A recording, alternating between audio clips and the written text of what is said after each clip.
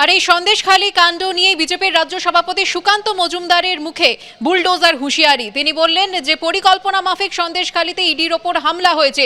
ED জানে যে এদের কিভাবে টাইট করতে হয়, যদি ইডি না পারে তাহলে বিজেপি টাইট করবে। শুনুন। মোবাইল লোকেশন তার দেখাচ্ছে যে তার বাড়িতে ইডির তরফ থেকে যে তথ্য উঠে এসেছে বোঝাই যাচ্ছে পুরোটা অর্কেস্ট্রেট, মানে বানানো, একদম প্ল্যান করে করা। এবং এদের টাইট কীভাবে করতে হয় সেন্ট্রাল এজেন্সি জানে, এবং আমার মনে হয় টাইট করবে। আর যদি টাইট করতে না পারে বিজেপি পরে টাইট করে দেবে, অসুবিধা নেই। বিজেপিতে যখন বিজেপির সরকার তৈরি হবে 26-এ, বুলডোজার চলবে। শুক্রবার দিন যে জায়গায় ইডির অফিসিয়ালস এসেছিল এবং তার পরবর্তীকালে যে জায়গায় রণক্ষেত্রের চেহারা নেয় একেবারে ইডি আধিকারিকদের মারধর করা হয়, সেটা হচ্ছে শেখ শাহজাহানের বাড়ি। সেই শেখ শাহজাহানের বাড়িতে আমরা এসে পৌঁছেছি। দেখা যাচ্ছে যে বাড়ির ভেতর দিক থেকে তালা দেওয়া আছে, বাড়ির বাইরের দিক থেকে তালা দেওয়া আছে। আমরা ডাকার চেষ্টা করব। কেউ বাড়িতে আছেন? কেউ বাড়িতে আছেন?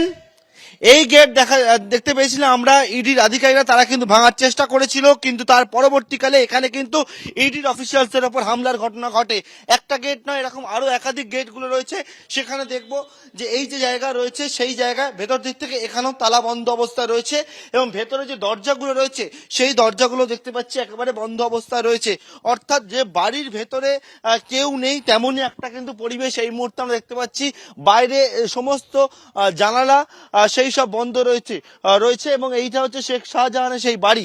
এর পাশাপাশি একটা বাড়ি নয়, এই জায়গায় পর পর বেশ কয়েকটা বাড়ি আমরা দেখতে পাচ্ছি। সেই জায়গাতেও একেবারে দেখতে পাচ্ছি আমরা সেই সমস্ত জায়গায় কিন্তু গেট একেবারে তালা বন্ধ। শুধু তালা বন্ধই নয়, একেবারে এখানে দেখা যাচ্ছে যে মোটা তার দিয়ে, সেই তার দিয়ে দরজা আর সঙ্গে সেটাও কিন্তু একেবারে লক করা রয়েছে। সামনের দিকটা দেখবো, এই হচ্ছে সেই জায়গা যেখানে হচ্ছে শাহজাহানের বাড়ি। সেই জায়গায় সমস্ত যে বাড়িগুলো দেখতে পাচ্ছি সব কটা বাড়িতে কিন্তু একেবারে দরজা তালাবন্ধ অবস্থায় রয়েছে।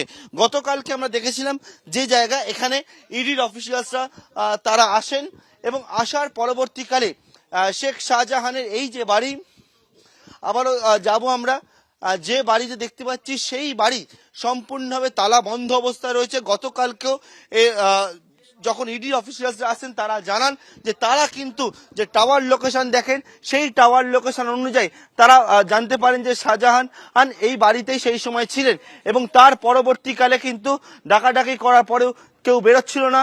আজকেও আমরা আবারও চেষ্টা করব ডাকার জন্য বাড়ির ভেতরে কেউ রয়েছে কিনা, কারণ আমরা দেখতে পাচ্ছি বাড়ির ভেতরে একটা জায়গায়, সেখানে কিন্তু অতনুকুণ্ড যে ছবি তুলে ধরছে, ভেতরে একটা জায়গায় আলো জ্বলছে, টিউব জ্বলছে, কিন্তু আশেপাশে সমস্ত দরজা সেই দরজা বন্ধ অবস্থায় রয়েছে, এবং শেখ শাহজাহান তার মোবাইল ফোনে পাওয়া যাচ্ছে না।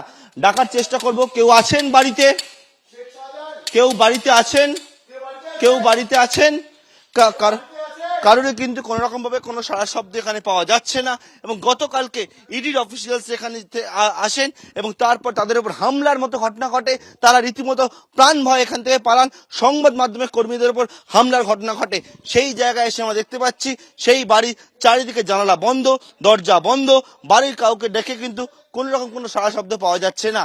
ক্যামেরায় অতনু কুণ্ডুর সঙ্গে পার্থপ্রতিম ঘোষ, এবিপি আনন্দ।